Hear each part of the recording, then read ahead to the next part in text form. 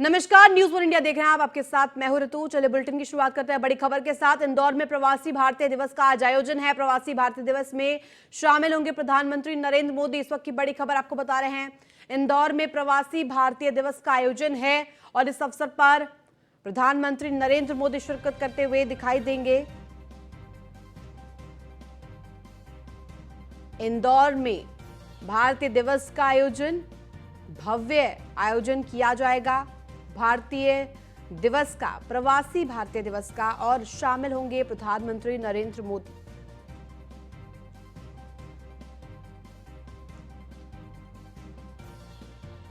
इस वक्त की बड़ी खबर आपको बता रहे हैं, भारतीय प्रवासी दिवस का इंदौर में आयोजन।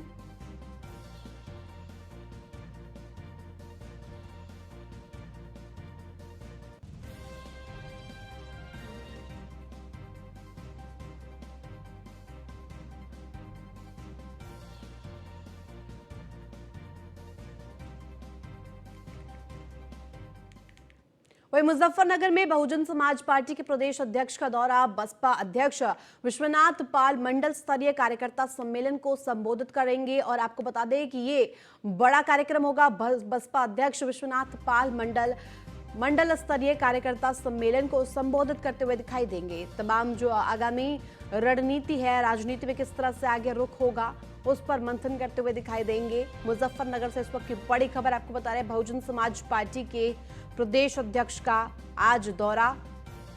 बसपा अध्यक्ष विश्वनाथ पाल मंडल स्तर पर कार्यकर्ताओं को संबोधित करते हुए दिखाई देंगे। तमाम मुद्दों पर चिंतन मंथन करते हुए दिखाई देंगे, क्योंकि आगामी चुनाव सामने हैं। बात करें निकाय चुनाव की या फिर प्रदेश में पार्टी की छवि को और मजबूत करने के लिए बूथ स्तर पर किस तरह से कार्य किया जाए, उसको लेकर भी आज मंडल स्तरीय कार्यकर्ताओं के साथ सम्मेलन करते हुए दिखाई देंगे और इस सम्मेलन में संबोधित करते हुए तमाम उन विषयों पर मंथन करते हुए दिखाई देंगे।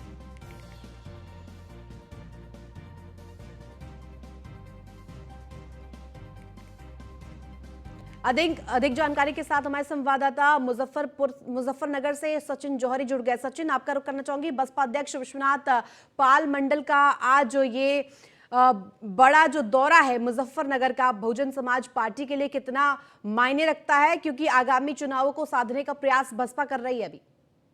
जी बिल्कुल, देखिए लंबे समय से बसपा जो जमीनी स्तर पर है कहीं पर दिखाई नहीं दे रही है, लेकिन अब जब विश्वनाथ पाल बसपा के प्रदेश अध्यक्ष बनाए गए हैं तो आज जनपद में पहली बार आगमन भी कर रहे हैं और आज एक मंडल स्तरीय पर कार्यकर्ता सम्मेलन भी करेंगे। आज बसपा जो है 2000 जो निकाय चुनाव है और आगे 2024 में लोकसभा चुनाव भी होने हैं, तो उसको लेकर एक बड़ी तैयारी में जुटी हुई है। बिल्कुल सचिन, और ऐसे में 2024 मिशन पर बीजेपी भी लग गई है, बसपा की भी तैयारियां अब पूरी हो रही है, तो ऐसे में बूथ स्तर पर किस तरह से पार्टी को मजबूत करना है, बसपा को मजबूत करना है, इस पर बहुजन समाज पार्टी के अध्यक्ष का आज खासतौर पर ध्यान रहेगा? जी बिल्कुल, देखिए अभी कुछ दिन पहले ही बसपा सुप्रीमो मायावती ने लखनऊ में भी एक मीटिंग ली थी। सभी को वहीं से दिशा निर्देश दिए थे, सभी को बूथ स्तर पर जाकर तैयारी का जायजा लेने के निर्देश भी दिए गए थे। तो उसी के चलते आज प्रदेश अध्यक्ष मुजफ्फरनगर आ रहे हैं और जो कार्यकर्ता सम्मेलन है वहां पर पूरी जो जमीनी स्तर पर उनकी तैयारी है उसका जायजा लेंगे। बिल्कुल सचिन, और ऐसे में अब क्योंकि तमाम जो पार्टियां हैं उन्होंने अपनी तैयारियां शुरू कर दिया। निकाय चुनाव की अगर हम बात करें तो निकाय चुनाव को भी देखते हुए पार्टी को किस तरह से, पार्टी की छवि को और मजबूत किया जाए, उसको लेकर भी आज चर्चा हो सकती है। बिल्कुल, जो भी तैयारियां हैं, किस तरह की तैयारी है, किस तरह के बातों को लेकर आगे बढ़ेगी पार्टी, उन पर सब पर विचार होगा और इसीलिए प्रदेश अध्यक्ष आज मुजफ्फरनगर आ रहे हैं और जो आगे का निर्देश होगा वो अपने कार्यकर्ताओं को देकर जाएंगे। जी बहुत बहुत शुक्रिया तमाम जानकारी के लिए सचिन।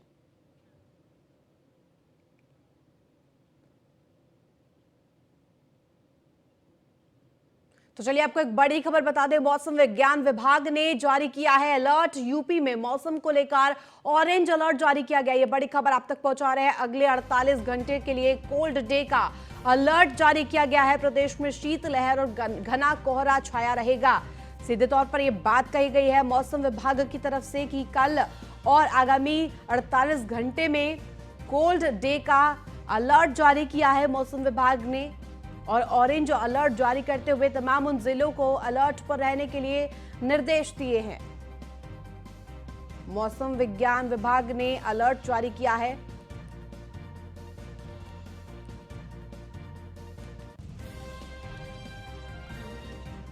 जिस तरह से अब ठंड ने सितम बनना शुरू कर दिया है, अब उसी क्रम में मौसम विभाग ने भी सजगता दिखाते हुए 48 घंटे के लिए अलर्ट जारी किया है। प्रदेश में शीतलहर और घना कोहरा जिस तरह से अब परेशानी लोगों की बढ़ाते हुए, और अब मौसम विभाग ने भी इस पर संज्ञान लिया है, अलर्ट जारी किया है। ऑरेंज अलर्ट जारी किया गया है। यूपी में कई जिलों में जिस तरह से कड़ाके की ठंड पड़ रही है, और अगले 48 घंटे के लिए कोल्ड डे का अलर्ट जारी किया गया है। प्रदेश में शीतलहर और घना कोहरा छाया रहेगा। अधिक जानकारी के साथ हमारे संवाददाता अश्विनी द्विवेदी जुड़ गए। अश्विनी, आप आज किस तरह के हालात, क्योंकि बहुत जगह पर तस्वीरें सामने आई है कि धुंध बहुत ज्यादा है, किस तरह की विजिबिलिटी आज? बिल्कुल बात करें तो लखनऊ समेत तमाम जिलों में इस समय येलो अलर्ट जारी किया गया है, क्योंकि लगातार देखा जा रहा है कि भारी बारिश हो रही है और लगातार भारी बारिश ठंड के चलते कहीं ना कहीं लोग घर से निकाल मुहाल हो रहा है, जिसके चलते तमाम जिलों को ऑरेंज अलर्ट जारी किया गया। निश्चित तौर पर लखनऊ में भी ऑरेंज अलर्ट जारी किया गया, साथ ही साथ दिशा निर्देश जारी किए गए हैं कि तमाम जो लोग हैं इस समय ठंड से बचे, साथ ही साथ जो बच्चे हैं, बुजुर्ग हैं, वो अपना उनकी देखरेख करें। इसके अलावा बात करें तो आजमगढ़, मऊ, बलिया, देवरिया, गोरखपुर, संत कबीर नगर, बस्ती, कुशीनगर, ये तमाम वो जिले हैं जहाँ पर लोगों से कहा गया है कि घर से कम निकलें। इसी तौर पर इसको लेकर के बाकायदा जिला प्रशासन और मौसम विभाग ने अलर्ट जारी किया है। जो जिला प्रशासन ने उनको निर्देश दिया गया कि अलाव की व्यवस्था बढ़ाई जाए, चौराहों पर अलाव जलाया जाए, जिससे लोग अपने हाथ पर दे सकें। साथ ही साथ शीतलहर है, उससे अभी आराम नहीं मिलने वाला है। घने कोहरे की चादर है वो लगातार जारी है। इसके अलावा बात करें तो मौसम विभाग ने अगले 48 घंटे में कोल्ड डे का अलर्ट जारी किया है। निश्चित तौर पर देखा जा रहा है पिछले कई दिनों से, 5-6 दिनों से लगातार जो है मौसम जो पारा है वो गिर रहा है, जिससे लोगों को सड़क पर चलना मुहाल हो रहा है, यहाँ तक बाहर निकलना मुहाल हो रहा है। हालांकि मजबूरन तो लोग निकल रहे हैं, लेकिन फिर भी जो स्वास्थ्य महकमा है उसने सचेत किया है कि आवश्यक हो तभी घर से बाहर निकले, बेवजह ना निकले। साथ ही साथ बच्चे और जो बुजुर्ग हैं उनका विशेष ध्यान रखें। अश्विनी, क्योंकि जिस तरह से मौसम विभाग ने भी अब अलर्ट जारी कर दिया है, तमाम उन जिलों में ऑरेंज अलर्ट जारी किया गया है, और ये भी बात कही गई है कि अगले 48 घंटे कोल्ड डे के तौर पर अलर्ट तौर पर होगा, और ऐसे में कोल्ड डे से जुड़ी हुई प्रशासन ने क्या कुछ तैयारी की है? क्योंकि मौसम विभाग ने तो अलर्ट जारी कर दिया है, पर उसके लिए कितनी मुस्तैदी प्रशासन ने बरती है, क्योंकि आवाजाही में भी लोगों को दिक्कतें हो रही हैं? बिल्कुल, मौसम विभाग जो जिला प्रशासन होता है, प्रशासन होता है, वो कागजों पर सब चाक चौबंद रखता है, और वैसा ही हर जिले में होता है, चाहे लखनऊ हो चाहे अन्य कोई जिला हो, कागजों पर सब बेहतर होता है, लेकिन जमीन पर इसकी हकीकत बिल्कुल इससे इतर होती है। हालांकि लोगों की खुद जिम्मेदारी है कि अपना वो बचाव करें, जो कपड़े हैं वो पहन के चलें, साथ ही साथ कान, हाथ, पैर जो है उनको ढक के रखें, क्योंकि सबसे ज्यादा डॉक्टर का कहना है कि कान खुले होते हैं या फिर पैर खुले होते हैं, उनसे सर्दी लगती है। ऐसे में लोगों को इस संकेत किया जा रहा है कि सुरक्षा स्वयं करें, और बच्चों और बुजुर्गों का विशेष ध्यान रखा जाए, उनको घर से बाहर न निकलने दिया जाए, आग के सामने बैठाया जाए। ये तमाम तरीके की जो व्यवस्थाएं हैं वो करने के लिए कहा गया है। जी ठीक है अश्विनी, बहुत बहुत शुक्रिया तमाम जानकारी के लिए। आप बने रहिए, आगे भी आपसे जानकारी लेंगे। वहीं शीतलहर को देखते हुए जिला प्रशासन ने अलर्ट जारी किया है, निर्देश देते हुए कक्षा 8 तक के स्कूल 14 जनवरी तक बंद रखने के आदेश दिए हैं। कक्षा 9 से लेकर 12वीं तक के विद्यालयों को ऑनलाइन चलाने के निर्देश दिए हैं, क्योंकि जिस तरह से बात सामने आती है कि 9वीं से लेकर 12वीं कक्षा तक की पढ़ाई बहुत ज्यादा लॉस होता है बच्चों को, छात्रों को, और ऐसे में उस लॉस को देखते हुए ऑनलाइन तौर पर कक्षाएं चलाने के लिए अब निर्देश दिए गए। ऑनलाइन व्यवस्था ना होने पर कक्षा 9 से 12वीं तक के विद्यार्थियों का भी अवकाश रहे, ये कहना है। सीधे तौर पर कक्षा 10 से 12वीं तक के विद्यार्थियों के लिए प्री बोर्ड और प्रैक्टिकल के लिए भी निर्देश जारी किए गए हैं।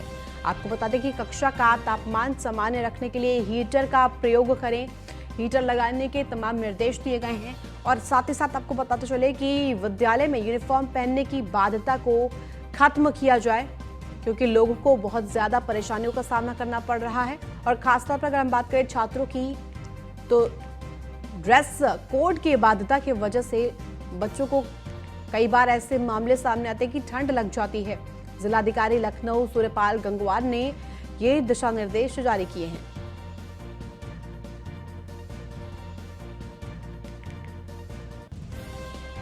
अधिक जानकारी के साथ हमारे साथ अश्विनी बने हुए। अश्विनी, आपका रुख करना चाहूंगी, जिस तरह से अब तमाम जो छात्र हैं उनको बहुत ज्यादा परेशानियों का सामना करना पड़ रहा है, क्योंकि सुबह के टाइम पे वो स्कूल के लिए निकलते हैं और विजिबिलिटी काफी लो होती है। और ऐसे में अगर हम बात करें तो किस तरह का ये फैसला, क्योंकि अब अवकाश देने की भी बात सामने आ गई है। बिल्कुल, बात करें तो कक्षा 1 से लेकर के 8 तक के जो स्कूल विद्यालय हैं वो 14 जनवरी तक बंद किए गए। साथ ही साथ जिलाधिकारी ने जो है एक निर्देश जारी किया, इसमें कहा गया कक्षा 9 से लेकर के 12 तक, क्योंकि कक्षा 10 और 12 का जो बोर्ड इस्तेमाल होना है, तो ऐसे में उनकी पढ़ाई डिस्टर्ब ना हो, इसको लेकर निर्देश दिया गया कि ऑनलाइन पढ़ाई कराई जाए उनकी। आज भी स्कूलों में ऑनलाइन पढ़ाई की सुविधा नहीं है, उन स्कूलों के बच्चों को छुट्टी मानी जाएगी। साथ ही साथ बच्चों को लेकर के और निर्देश जारी किए कि स्कूल जब जो है बच्चों के स्कूल बुलाएंगे तो वहाँ पर जो व्यवस्थाएं हैं वो रखेंगे। रूम में हीटर रखना होगा, और हीटर जिससे उनको बच्चों को तकलीफ ना हो। साथ ही साथ जो यूनिफॉर्म की बाध्यता होती है, इसको कुछ दिन के लिए उस पर रोक लगाई गई, समाप्त की गई है, क्योंकि यूनिफॉर्म की एक लिमिटेड जो कपड़े होते हैं वो लोगों के पास होते हैं। तो ऐसे में कहीं ना कहीं सर्दी से बचाव के लिए जो भी पहन सकते हैं वो पहने, डीएम के निर्देश दिया गया। और उस दौरान कोई भी सख्ती बच्चों पर नहीं दिखाई जाएगी। निश्चित तौर पर इस तरह के जो निर्देश काफी महत्वपूर्ण होते हैं इस समय में, क्योंकि अक्सर देखने को मिलता है यूनिफॉर्म की बाध्यता होती है, जिसके चलते बच्चे स्कूल नहीं आ पाते हैं। साथ ही साथ जो है डीएम ने जो निर्देश दिया, प्रैक्टिकल जो होने हैं स्कूल में 10th और 12th के, उनके एग्जाम होने हैं जो प्री बोर्ड के, तो उसको लेकर के निर्देश दिया गया कि खुले में बच्चों को न बैठाया जाए, बाकायदा बंद कमरे में बैठाया जाए और वहीं पर एग्जाम कराया जाए। निश्चित तौर पर इसको लेकर के निर्देश जारी किया और इसको पालन करने के लिए सभी से कहा गया है। जी अश्विनी, क्योंकि अब ये भी सामने आई है बात कि जो बच्चों के ड्रेस कोड से लेकर कि जो बच्चों को बाधित ना किया जाए कि क्या कुछ पहनकर जाना है, बच्चे अपने हिसाब से, अपनी कंफर्ट के हिसाब से पहन के जा सकते हैं। और ऐसे में अगर टाइमिंग की भी बात करें तो तमाम वो जगह टाइमिंग भी चेंज कर दी गई। अवकाश 15 जनवरी तक की बात सामने आई है कि अवकाश दिया जाए। और खासतौर पर बात करें तो 9वीं से लेकर 12वीं तक के जो छात्र हैं उनको भी अवकाश देने की बात कही गई है। हीटर लगाने की बात भी सामने आई है। क्या कुछ अधिक जानकारी आपके पास इस पर? बिल्कुल, बच्चों जो ऑनलाइन क्लासेस जो स्कूल नहीं करा सकते हैं, जो स्कूल ऑनलाइन क्लास करा सकते हैं वो ऑनलाइन क्लास कराएंगे। साथ ही जो ऑनलाइन क्लास नहीं करा सकते वहाँ के बच्चों की छुट्टी अवकाश माना जाएगा। साथ ही साथ जो 10th और 12th के जो बच्चे उनके बोर्ड होना है, तो सबसे पहले प्री बोर्ड और जो है प्रैक्टिकल होना है। तो ऐसे में स्कूल बच्चों को जो बुलाया जाएगा तो उसके लिए भी समय सीमा तय की गई है। 10 बजे से लेकर के 2 बजे तक ही बच्चों को बुलाया जा सकेगा, और उस दौरान भी स्कूल प्रशासन को विशेष सतर्कता बरतनी होगी, विशेष ध्यान रखना होगा कि बच्चों को खुले में बैठाया जाए, साथ ही साथ कमरे में बैठाया जाए, वहाँ पर हीटर के इंतजाम हो जिससे बच्चों को तकलीफ ना। निश्चित तौर पर ये निर्देश जो है जिलाधिकारी लखनऊ की ओर से जारी किया गया। जिलाधिकारी लखनऊ ने तमाम जो स्कूल है लखनऊ में उनको निर्देश दिया है कि इसका सख्ती से पालन कराया जाए। अगर पालन नहीं किया जाएगा तो कार्रवाई स्कूल पर होगी। ठीक है, बहुत बहुत शुक्रिया तमाम जानकारी के लिए अश्विन। वह कन्नौज में दर्दनाक सड़क हादसा हुआ। घने कोहरे के चलते सड़क हादसा हुआ है। आपको बता दें कि सड़क हादसे में 3 की मौत हुई है। ये बड़ी खबर आपको बता रहे हैं। 18 घायल हुए हैं, और जहां पर बस में सवार थे करीब 40 सवारी, और घने कोहरे के चलते ये बड़ा सड़क हादसा हुआ। दिल्ली से लखनऊ जा रही थी प्राइवेट स्लीपर बस। ठठिया थाना क्षेत्र के पिपरौली गांव के पास ये बड़ा हादसा हुआ है। ठंड अब कहर बरपाना शुरू कर रहा है, क्योंकि अब 48 घंटे तक कोल्ड डे के तौर पर अलर्ट जारी किया गया है मौसम विभाग की तरफ से। और ऐसे में ये बड़ी खबर सामने आई है। दिल्ली से लखनऊ जा रही प्राइवेट स्लीपर बस दुर्घटनाग्रस्त हुई, जिसमें कि 3 लोगों की मौत हुई है, 18 लोग घायल हुए। घने कोहरे के चलते बताया जा रहा है कि बड़ा सड़क हादसा हुआ। पिपरौली गांव में ये बड़ा हादसा हुआ। तेज रफ्तार बस अनियंत्रित होकर एक्सप्रेसवे से नीचे गिरी। एक्सप्रेसवे से नीचे गिरने की वजह से 3 लोगों की मौत हुई है। बड़ी खबर। अधिक जानकारी के साथ हमारे संवाददाता राहुल जुड़ गए। राहुल, जिस तरह से दिल्ली से लखनऊ जा रही प्राइवेट स्लीपर बस सड़क हादसे का शिकार होती है और 3 लोगों की मौत हो गई है, क्या कुछ अधिक जानकारी आपके पास? जी देखिए, जिस तरह की बता दें कि लखनऊ से दिल्ली से लखनऊ बस जा रही थी, तो भी कन्नौज के ठटिया थाना क्षेत्र के पिपरौली गांव के पास अनियंत्रित तेज रफ्तार बस जो कि एक्सप्रेस से नीचे जा गिरी। वहीं बस में कुल 40 सवारियां सवार थी, वहीं जिसमें से 18 घायल हो गई, जिसमें 9 की हालत गंभीर बताई जा रही है। हालांकि 3 यात्रियों की मौत हुई है, जिसमें से मौके पर पहुंची यूपीडा के अधिकारियों द्वारा और कर्मचारियों द्वारा राहत को लेकर कार्य में जुट गई टीम। वहीं सभी घायलों को आनंद फानन में जो कि जिला अस्पताल में भर्ती कराया गया है। वहीं सभी का उपचार जारी है। जिसमें 3 लोगों की मौत हुई है, उन्हें घटना की जानकारी परिजनों को दे दी गई है। हालांकि यह बस जो कि डबल डेकर बस थी, स्लीपर बस थी, जो कि दिल्ली से लखनऊ की तरफ जा रही थी। ठटिया के पिपरौली गांव के पास पहुंचते ही तेज रफ्तार बस एक बार दोबारा से कहर देखने को मिला है, जो अनियंत्रित होकर एक्सप्रेस से नीचे जा पलटी, जिसमें 40 सवारियां जो सवार थी गंभीर रूप से घायल हुई हैं। जी, जिसमें से 9 की हालत गंभीर है और 3 की मौत हुई है। जी राहुल, क्योंकि जिस तरह से आपने बताया इस संख्या की 3 लोगों की मौत हो गई है और कई लोग घायल है, फिलहाल घायलों की स्थिति क्या है और परिजनों की क्या मांग है? क्या आर्थिक तौर पर कुछ मदद के लिए बात सामने आई है? जी देखिए, जिस तरह की बात की जाए, अभी घायलों की तो हालत जिसमें 9 लोगों की हालत नाजुक बताई जा रही है। हालांकि परिजनों की बात की जाए तो अभी कोई मौके पर परिजन नहीं पहुंचे हैं। वही प्रशासन का कहना है कि जो भी घायल है उनको ज्यादा से ज्यादा अच्छा स्वास्थ्य व्यवस्था दिलाई जाएगी और गंभीर जो भी लोग हैं उनको अच्छा से उपचार भी दिया जाएगा। हालांकि जिसमें से 9 लोगों की हालत गंभीर थी, उन्हें कानपुर के लिए रेफर कर दिया गया है। राहुल, क्योंकि 3 लोगों की मौत हो गई है, ऐसे में क्या अब सड़क दुर्घटना में क्या कुछ अभी प्रशासन की तरफ से इस पर कार्रवाई आई है? क्या मुआवजे का भी ऐलान कर दिया गया इन तीनों के लिए? देखिए, बिल्कुल बात की जा रही है कि अभी प्रशासन द्वारा एक सप्ताह के तहत लोगों को जागरूक भी किया गया था कि तेज रफ्तार जो भी आप गाड़ी ना चलाएं, जिससे कि सुरक्षित रह सकें। हालांकि कहीं ना कहीं लोग, प्रशासन भी इस तरह को आए दिन लोगों को जागरूक करता रहता है, लेकिन जो कि तेज रफ्तार का कहर लोगों को देखने को मिलता है, आए दिन लोग इस बात को नहीं समझते हैं, जिसका उन्हें ये ख्वाजा उठाना पड़ता है। कहीं ना कहीं तेज रफ्तार हो या फिर कोहरे की धुंध के चक्कर में ये हादसे होते रहते हैं। वहीं ये हादसा एक और देखने को जो आज कन्नौज के ठटिया पिपरौली गांव में मिला है, यह तेज रफ्तार का कहर था। जो तेज रफ्तार स्लीपर बस जो अनियंत्रित होकर पलट गई है, जिसमें 40 सवार थी, वहीं 18 घायल बताई जा रही हैं। हालांकि जो अन्य सुरक्षित है उनको रखा गया है और जिसमें से 9 की हालत गंभीर हो गई थी, उन्हें कानपुर के लिए रेफर कर दिया। भाई मृतकों के सबको सुरक्षित रखवाया गया है। भाई प्रशासन का कहना है कि जो भी आर्थिक स्थिति होगी उन लोगों को राहत पहुंचाई भी जाएगी, मदद। जी बिल्कुल, और ये एक्सक्लूसिव तस्वीरें भी न्यूज़ वन इंडिया चला रहा है। बहुत बहुत शुक्रिया तमाम जानकारी देने के लिए राहुल। वही फर्रुखाबाद में मामूली कहासुनी को लेकर मारपीट हुई। आपको बता दें कि दबंगों ने युवक पर हमला किया। दबंगों ने चाकुओं से गोदकर युवक को घायल किया है। आपको बता दें कि गंभीर रूप से युवक घायल हुआ, जिसमें कि अस्पताल में उसे भर्ती कराया गया। युवक को घायल अवस्था में सीएचएससी के लिए रेफर किया गया। सीएचएससी में उसको भर्ती कराया गया। घायल हालत फिलहाल उसकी बहुत ज्यादा गंभीर बताई जा रही है। घायल की हालत फिलहाल बहुत ही ज्यादा नाजुक बनी हुई। जिला अस्पताल लोहिया रेफर किया गया है और कायमगंज कोतवाली क्षेत्र के मोहल्ला झील का यह पूरा मामला बताया जा रहा है। मामूली सी कहासुनी किस तरह से अब व्यक्ति की जान पर बनाई है। कायमगंज कोतवाली क्षेत्र के मोहल्ला झील का मामला, मामूली सी कहासुनी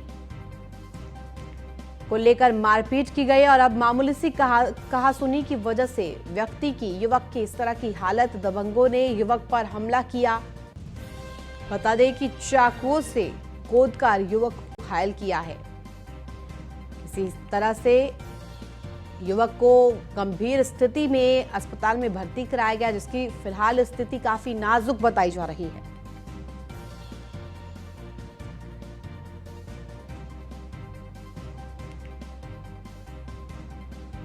तस्वीरों में हम आपको दिखा रहे हैं युवक की, जिसमें कि युवक को चाकुओं से गोदकर उस पर हमला किया गया। मामूली कहासुनी को लेकर के मारपीट हुई और मामूली कहासुनी अब व्यक्ति की जान पर बनाई है। दबंगों ने युवक पर हमला किया।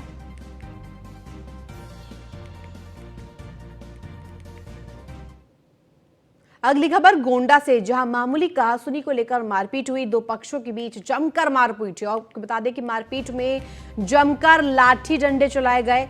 मारपीट में दोनों पक्षों के कई लोग घायल हुए हैं और पुलिस ने घायलों को इलाज के लिए भेजा अस्पताल। इटियाथोक के तेलियानी गांव में मारपीट हुई है। इटियाथोक थाना क्षेत्र के तेलियानी का ये पूरा मामला बताया जा रहा है। मामूली सी कहासुनी किस तरह से मारपीट का रूप ले लेती है, मारपीट में तब्दील हो जाती है और दो पक्षों के बीच में जमकर लाठी डंडे चलाए गए और कई लोग घायल भी हुए, जिन्हें फिलहाल अस्पताल में भर्ती कराकर प्राथमिकी उपचार के लिए। अधिक जानकारी के साथ हमारे संवाददाता कादर अंसारी जुड़ गए। कादर, क्योंकि जिस तरह से तस्वीरें सामने आ रही है, एक के बाद एक लोग मामूली सी कहासुनी की वजह से मारपीट का रूप, जो मामूली सी कहासुनी मारपीट का रूप ले लेती है और ऐसे में यही एक मामला सामने आया है इटियाथोक के तेलियानी से। क्या कुछ अधिक जानकारी आपके पास?